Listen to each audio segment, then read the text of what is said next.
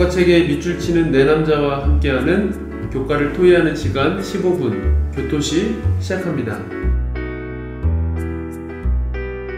안녕하세요 성도 여러분. 오늘 제11과 일곱재앙이라는 제목으로 함께 교과의 내용을 살펴보겠습니다. 오늘 교과 토의 함께 하실 세 분의 목사님 인사 나누겠습니다. 윤은수 목사님, 조희연 목사님, 임민호 목사님 자리에 함께 하셨습니다. 안녕하세요. 안녕하세요. 예, 반갑습니다. 먼저 기억절입니다. 주여, 누가 주의 이름을 두려워하지 아니하며 영화롭게 하지 아니하오리이까. 오직 주만 거룩하시니이다. 주의 의로우신 일이 나타났음에 만국이 와서 주께 경배하리이다 하더라. 요한계시록 15장 4절 말씀입니다. 우리 목사님들 최근에 일어난 재난이나 이런 자연재해 이런 것들 중에 혹시 기억에 남는 거 있을까요?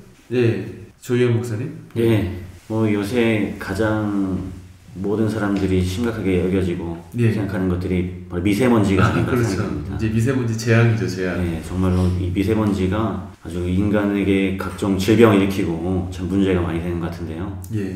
마스크를 잘 쓰고 다녀야 될 것 같습니다. 예, 그렇죠. 또 윤은수 목사님. 예, 저희 나라는 지진에서 염려가 없었는데 최근 몇 년간에 이렇게 지진이 일어나지 않습니까? 경주도 있었고 그래서 그런 재앙들에서 우리 대한민국도 안전권이 아니란 또 위기감을 좀 느꼈던 것 같습니다. 아, 예, 그렇죠.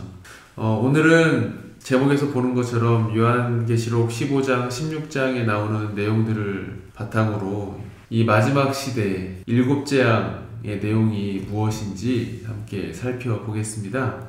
먼저 일곱재앙이 또 각각 어떤 내용을 담고 있고 또 일곱재앙이 또 어떤 의미를 가지고 있는지 또 먼저 살펴보겠습니다. 예, 먼저 윤우수 목사님. 예, 156페이지 두 번째 단락의 설명을 소개해 드리겠습니다.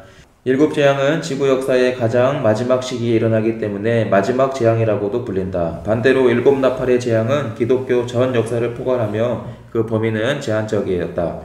그것들은 복음이 전파되고 중보 사업이 진행되는 동안에 실행된다. 일곱 나팔에는 은혜가 섞여 있고 그것의 목적은 하나님의 백성들을 핍박하는 원수들을 회개로 이끌기 위한 것이다. 라는 설명을 소개해 드립니다. 예, 일곱 재앙과 또 일곱 나팔은 다르다라는 것을 또 이렇게 설명해 주셨고요. 또 조희연 목사님. 네, 156페이지 세 번째 단락입니다. 반면 일곱 재앙은 재림 직전에 부어진다. 그것들은 바로처럼 하나님의 구속적인 사랑의 마음을 굳게 닫고 회개하지 않는 자들에게 쏟아진다. 하나님의 진노는 사람들이 선택한 결정에 따라 주어지는 공의로운 심판이며 그때 멸망을 당할 자들은 그들의 선택의 결과를 거둘 것이다 라고 설명합니다. 예, 또 이어서 설명해 주실까요? 예, 임민호 목사님. 158쪽 두 번째 단락은 특별히 일곱 재앙을 그 애굽에 임했던 열 재앙의 모습과 비교하면서 설명을 하고 있는데요. 일곱 재앙은 애굽에 임했던 열 재앙을 반영한다. 열 재앙은 애굽인들에게 영향을 미쳤을 뿐 이스라엘 백성들은 비껴갔다. 따라서 하나님의 백성들은 시련의 때에 보호를 받을 것이다. 애굽에 임한 재앙은 바로의 강팍한 마음을 드러냈고 애굽인들에게 그들의 신들이 그들을 보호할 수 없다는 사실을 보여주었다. 마찬가지로 마지막 재앙은 짐승을 경배하는 자들의 마음을 굳어지게 할 것이며 하나님의 심판으로부터 그들을 보호할 수 없는 바벨론의 무력함을 드러낼 것이다 라고 말합니다. 예, 그렇다면 이 일곱 재앙, 마지막 시기, 마지막 재앙이라고 부르는 이 일곱 재앙 어떤 것들인지 하나하나 좀 살펴보겠습니다. 예, 윤은수 목사님. 158페이지 네 번째 단락에 있는 설명부터 좀 소개해 드리겠습니다. 처음 4개의 재앙은 전 세계적인 것이 아니다. 만일 그렇게 되면 지상의 거민들은 완전히 전멸할 것이다. 첫째 재앙은 짐승에게 경배하는 자들에게만 고통스럽게 역겨운 종기가 나게 할 것이다. 둘째와 셋째 재앙은 바다와 강과 샘들이 피로 변하게 한다. 마실 물이 없어 반역적인 인류는 생존할 수 없게 된다. 넷째 재앙은 태양에 영향을 주어서 사람들에게 화상을 입혀서 또 견디기 힘든 고통을 겪게 한다. 라는 설명이 있습니다. 예, 또 이어서 설명해 주시겠습니다. 조희연 목사님. 예, 다섯째 재앙에 대해서 우리 158페이지 여섯 번째 단락에 설명하고 있습니다. 우리는 계시록 16장 10절로 11절에서 다섯째 재앙이 짐승의 보좌를 지는 모습을 본다. 짐승에게 보좌를 넘겨준 자는 사탄이었다라고 다섯째 재앙에 대해서 설명을 하고 있고요. 158페이지 교훈에 보면 첫 4개의 재앙은 지구 거민들의 생존을 위협할 만큼의 큰 고통을 이야기한다. 그들은 바벨론이 그들을 구원하지 못함을 깨닫지만 회개하지는 않는다라고 설명하고 있습니다. 예, 또 6째 재앙 또 설명해 주실까요? 예, 임민호 목사님.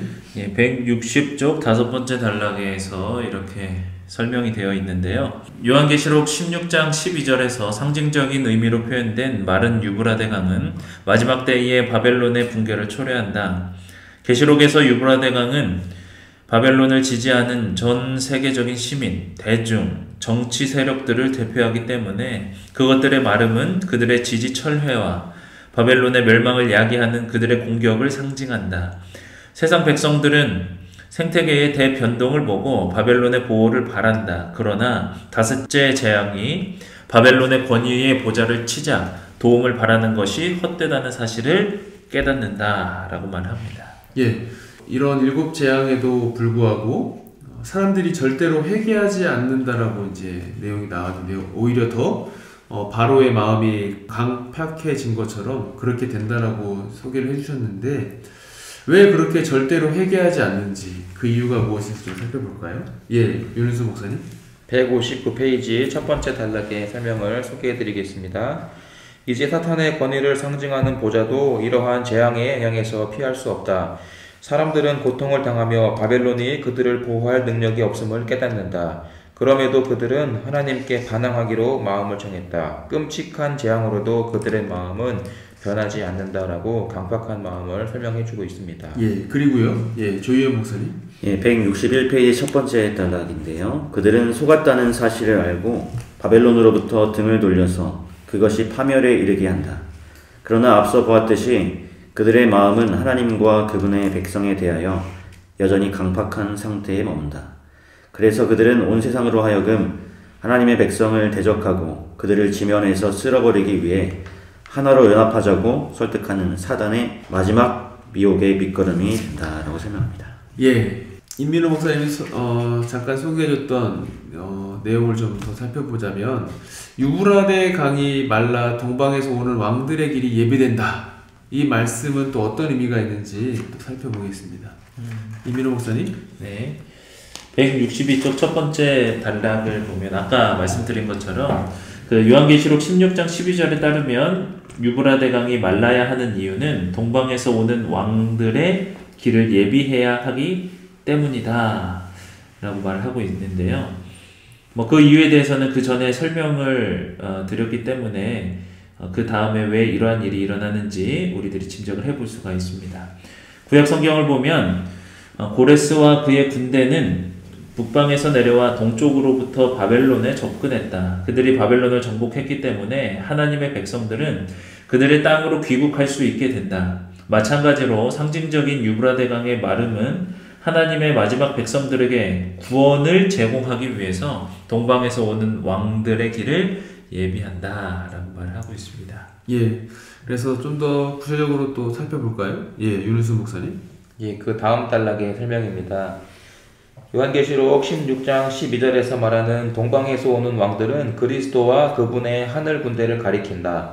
예수님이 재림하실 때 그분은 희고 깨끗한 세마포 옷, 곧 죄 없는 천사의 옷을 입은 천군 천사들과 함께 나타나실 것이다 라고 설명을 해주고 있습니다. 예, 그리고 이제 마지막으로 계시록 16장 이제 후반부를 보면 아마겟돈이라는 이제 말이 나오는데요. 엘리야와 바알 선지자들 사이에서 벌어졌던 갈멜산 대결을 우리가 참고했을 때 아마겟돈 전투의 의미가 무엇인지 한번 살펴보겠습니다. 예, 조희연 목사님. 예, 교과책 164페이지 네 번째 단락의 설명입니다. 무기토의 산이라는 말은 고대에 무기토 성이 있었던 계곡 위에 높이 솟아오른 갈멜산을 또렷하게 연상시킨다. 갈멜산은 이스라엘 역사 속에서 하나님의 참 선지자 엘리야와 바알의 거짓 선지자들 사이에 엄청난 대결이 펼쳐졌던 장소이다. 이 비장한 결전은 누가 참 하나님이신가? 라는 질문에 해답을 주었다. 하늘에서 내려온 불은 여호와만이 참 하나님이시며 경배받으실 유일한 분임을 입증했다.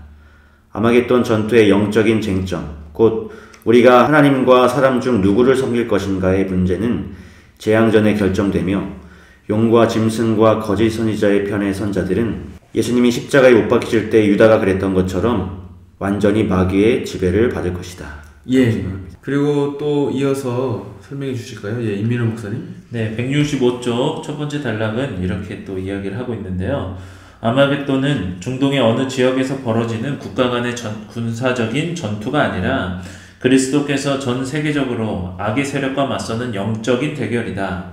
결과는 갈멜산의 대결과 같을 것이지만 이번에는 전 세계적으로 하나님께서 어둠의 세력을 누르고 이기실 것이다 라고 말합니다. 아마겟돈 전투, 아마겟돈 전쟁을 이제 많은 사람들이 실제로 있을 뭐 어떤 전쟁 이런 것, 그래서 어떤 사람들은 뭐 3차 세계대전이라고도 얘기하고 하는데 사실 그런 것이 아니라 이것은 영적인 전쟁이다 라는 것을 설명해 주셨고, 그래서 그 쟁점은 누가 참 하나님이고 어느 편에, 사탄의 편인가 하나님의 편인가 어느 쪽에 설 것인가를 분명하게 선택해야 된다는 것을 또 이야기해 주셨습니다. 그렇다면 이제 마무리하면서요, 이런 마지막 최후의 영적인 대쟁투 속에서 우리가 하나님의 의, 그리스도의 의를 보존하는 방법, 끝까지 하나님 편에 설 수 있는 방법 무엇이 있을지 이야기를 나누고 마무리하겠습니다.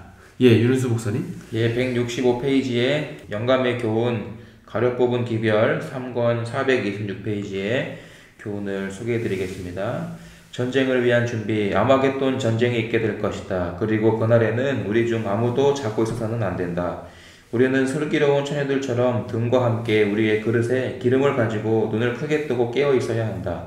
성령의 능력이 우리에게 임하여야 한다. 그리고 여호와의 군대 장관께서 전쟁을 지도하기 위하여 하늘 천사들의 선두에 서들 것이다 라고 하면서 깨어 있으라 라고 이렇게 설명을 해주고 있습니다. 예, 감사합니다. 그리고 또요, 예, 조희연 목사님. 예, 166페이지 두 번째 단락에도 우리가 그리스도의 의를 보존하는 방법이 설명되어 있는데요.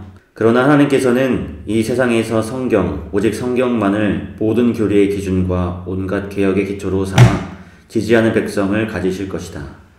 우리는 어떤 교리나 교훈을 받아들이기 전에 그것이 여호와가 이같이 이르노니 하는 분명한 말씀에 일치하는지 확인해야 한다 라고 말씀하고 있습니다. 예, 감사합니다. 오늘 제11과 일곱재앙이라는 제목으로 계시록 15장과 16장의 내용을 함께 살펴보았습니다.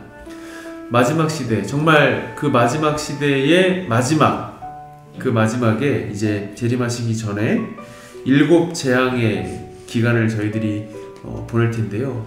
사실 이 예언은 아직 우리에게 성취되지 않은 예언으로 아직 남아있는데요. 그 기간이 어느 정도 되는지 저희들이 분명하게 이야기할 수는 없지만 명확한 사실은 그때에는 하나님의 백성이 보호를 받고 누가 하나님 편에 서 있는지 분명하게 아는 때라는 것을 다시 한번 생각하게 됩니다. 우리 성도님들께서도 이 마지막 시대에 우리가 살면서 내가 하나님의 편에 오늘 서 있는지 다시 한번 우리의 신앙을 점검하고 하나님 앞으로 돌아가는 신앙, 매일매일의 그런 신앙이 말씀을 기초로 해서 이루어지면 좋겠다라는 생각을 해보게 됩니다. 이상으로 오늘 교과의 내용을 마무리하도록 하겠습니다. 저희 교토시는 다음 주에도 가장 쉬운 교과 토의 방송 되도록 최선을 다하겠습니다. 고맙습니다.